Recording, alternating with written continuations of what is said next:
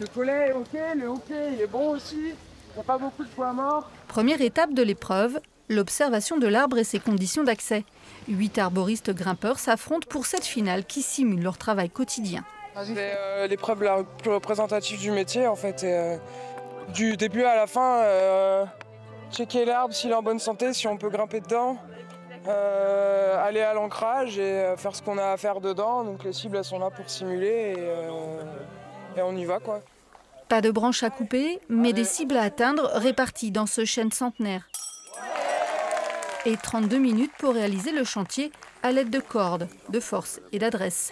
Jonathan en est à sa 3e finale nationale. Ces dernières années, bon, ça remonte à maintenant 5-6 ans, on a transféré vers des techniques qui se rapprochent un peu plus des cordistes, donc pour s'économiser dans l'arbre et se mettre dans des positions aussi moins engageantes aussi pour le corps, ce qui permet d'évoluer un peu plus longtemps sur ce métier qu'on aime tant faire et qui justement permet un peu plus d'ancienneté dans notre carrière. Préserver les corps, mais aussi les arbres. Les connaissances évoluent.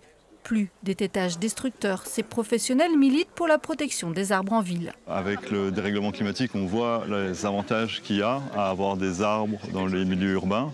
Il y a un aspect esthétique, mais après tout, ça peut être laissé au libre arbitre de chacun. Mais au-delà de l'aspect esthétique d'avoir des arbres en ville, il y a un intérêt climatique, il y a un intérêt par rapport à la pollution.